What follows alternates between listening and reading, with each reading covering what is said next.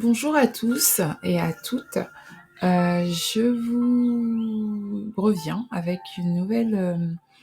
un nouvel épisode et une nouvelle parution de podcast avec le sujet comment faire pour suivre sa voie professionnelle.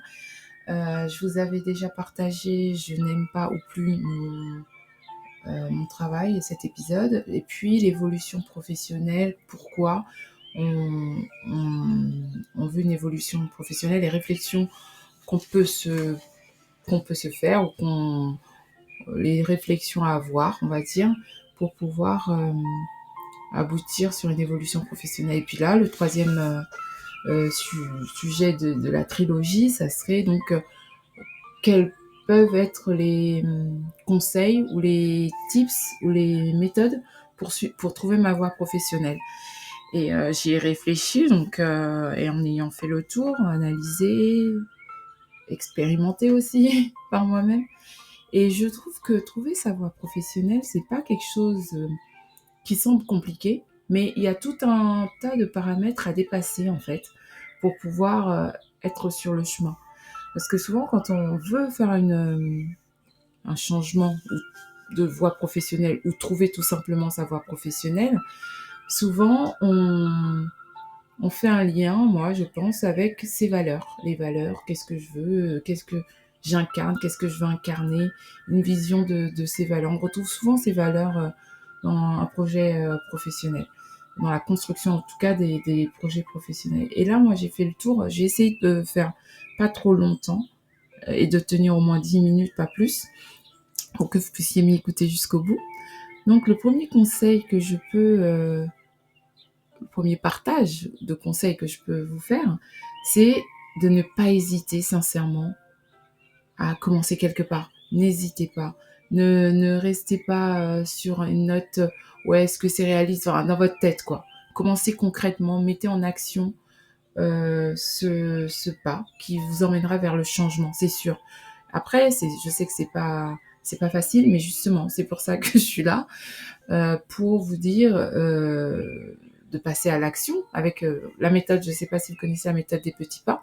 Donc c'est de faire, par exemple, dans ce cas, une projection de où je suis là actuellement et où je veux aller. Et de où je veux aller, concrètement, par exemple, je me vois demain être, quand je dis demain, c'est une façon de parler, être boulangère. De quoi a besoin une boulangère en combien de temps, de quelle formation elle a besoin, se poser les questions et aller se poser les questions, c'est-à-dire aller vers ce métier, questionner les choses. Donc le premier conseil, c'est de ne pas hésiter du tout à, à agir vers le questionnement, mais agir, pas juste réfléchir, voilà, de se demander quels sont mes goûts, quelle est l'utilité ou l'impact de ce que je veux faire sur l'environnement, sur mon travail, sur mon entourage, etc. Euh, L'aspect financier, l'aspect familial, enfin, de voir tout ça. Après, deuxièmement, de trouver votre pourquoi. Le pourquoi pourquoi je veux prendre cette direction de cette carrière professionnelle. Euh, Quelque chose en moi, là, actuellement, manque de sens, peut-être. Pourquoi? Parce que ce que je fais ne me parle plus. Il y a plus de sens à ce que je fais. Voilà. Et pour trouver un sens, il y a un outil, je sais pas si vous connaissez, c'est la méthode, l'outil l'Ikigai. C'est un outil basé sur une méthode. Donc, c'est un outil originaire du Japon qu'une personne, donc, alors je vais pas vous faire l'histoire de l'ikigai, mais c'est pour trouver sa voie professionnelle. Vous tapez l'ikigai et vous trouverez sur internet, hein. Et c'est un outil qui tend vers la quête de soi, de sens pour un épanouissement professionnel. Et ça tourne autour de 4 questions clés principales, qui est donc qu'est-ce que j'aime, qu'est-ce que vous aimez, en quoi vous êtes doué, ce pourquoi vous pourriez être payé, par exemple aussi, ce dont le monde a besoin. Voilà, donc c'est quand vous répondez à ces 4 questions, vous pouvez déjà vous approcher de trouver votre pourquoi. Parce que qu'est-ce que j'aime, alors si je prends l'exemple sur moi, je vais pas aller bien loin sur tous les... Moi j'aime être en relation avec les gens, j'aime l'humain, j'aime vraiment être en relation avec l'humain, apporter ma pierre à l'édifice à l'humain, analyser aussi l'humain, son comportement et voir ce qui l'épanouit plus que tout. Et donc, c'est pour ça que je suis à cette place-là et de voir de manière claire, j'ai toujours vu ça, le potentiel en l'autre. Et le monde en a vraiment clairement besoin. Et donc, c'est pour ça que je n'ai pas fait l'ikigai pour en arriver là, mais quand j'ai a posteriori fait l'ikigai, bah, ça répondait totalement à mes questionnements, en fait. Ça, c'est le deuxièmement. Le troisièmement, je vais aller un peu plus rapidement. Le troisièmement, c'est déconstruire vos idées reçues sur l'orientation professionnelle. Enlever tout ce qui vous pollue dans votre esprit pour vous dire trouver immédiatement sa voie professionnelle après ses études. Oui, je suis peut-être trop âgée, trop vieille. Ouais, mais ça fait 10 ans que je fais ça, pourquoi je vais changer maintenant? Oh, si je me trompais, enfin voilà, tout ce qui est pensée limitante. Donc, du coup, il y a un exercice qui peut vous aider à ça. Ce sont les croyances limitantes et de pouvoir identifier tout ce qui est croyances limitantes qui vous polluent en fait pour aller vers votre voie professionnelle. Donc, les croyances limitantes, les déconstruire. Souvent, on se dit euh,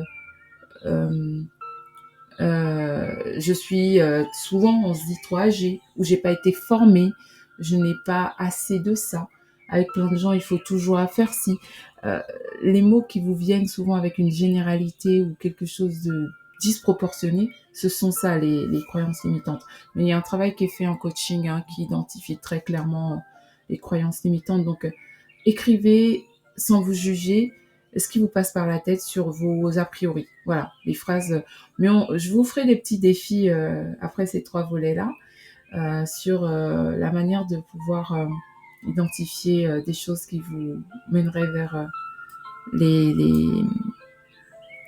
la voie. Donc de décrasser un petit peu le système. Voilà. Donc ça, c'était le troisième conseil. Donc déconstruire les idées reçues.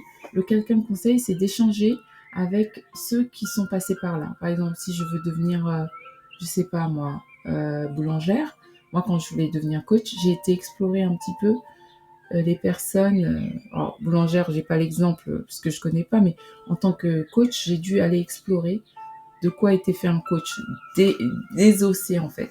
Et c'est pas prendre leur avis pour une vérité en soi, mais avoir côtoyer en fait le monde du coaching, leur poser des questions qui me passent par la tête et recueillir un peu leurs ressentiments et garder la vision réaliste aussi et pas juste dans ma tête. Par quoi ils sont passés, comment ils ont fait, euh, les petites astuces. Alors après, je ferai mon tri personnel, hein, bien sûr, mais c'est bien d'aller au vers de ces gens qui ont peut-être surpassé ces étapes pour pouvoir euh, aller au-delà des barrières qui peuvent se présenter. Voilà. Et puis voilà, ça en exercice, je vous ferai aussi. C'est un exercice de lister les questions que vous pouvez vous poser et pas se limiter du tout, questionner sur les valeurs, les moteurs, les déclics, les astuces de la personne que vous questionnez sur ce métier. Et puis le dernier, ça serait donc le conseil numéro 5, c'est de ne pas hésiter à vous faire accompagner. Vraiment. Euh, alors, on parle parfois de bilan de compétences. Alors, bilan de compétences, moi, je le prends toujours pas à cœur comme il est fait sur le marché, mais c'est plus se poser les grandes questions, en fait, les grandes lignes de qui je suis, qu'est-ce que j'aime, un peu à la l'ikigai, en fait. Voilà, pas de manière terrestre et très protocolaire, non. Le bilan de compétences, quand il est bien fait, on en sort franchement des belles choses, hein. Mais je vous reviendrai là-dessus, je vous l'avais promis et je le ferai. Donc, il y a des coachings aussi qui sont faits, il y a des ateliers qui sont faits aussi pour vous aider. Alors, vous pouvez consulter aussi des livres sur les métiers que vous voulez exercer, avec bien sûr du discernement, hein, plongez pas dedans. Euh, les ateliers aussi, je vous disais, les ateliers collectifs pour un petit peu équilibrer sa vie perso et sa vie pro. quand on se lance dans quelque chose de nouveau, parfois on a tendance à être un peu déséquilibré. Donc n'hésitez pas à vous faire accompagner, c'est très important. Et donc je vais m'arrêter là. Je ne sais pas si vous les avez retenus, mais l'essentiel à retenir, c'est que moi je vous donne 3 petits conseils. Alors je dis petits parce qu'il y en a beaucoup plus que ça. Donc de commencer quelque part, trouver votre pourquoi, de pas hésiter à déconstruire vos idées reçues sur l'orientation, d'échanger avec ceux qui sont passés par là en ayant votre propre avis et en allant avec discernement. Et en dernier, bien sûr, de vous écouter. Échanger, n'hésitez pas à vous faire accompagner. Et quand je vous dis vous écouter, c'est aller chercher le potentiel, vos envies à l'intérieur de vous. Vraiment. Voilà, donc j'ai fait le tour. N'hésitez pas à revoir, à réécouter ce podcast. Je vais vous laisser là, parce qu'on arrive déjà autour de 10 minutes. Partagez si ça vous a fait écho et si ça vous parle. Likez si ça vous avez aimé, vous n'êtes pas obligé. Et puis à la prochaine, au prochain épisode pour donc les défis. À bientôt, au revoir.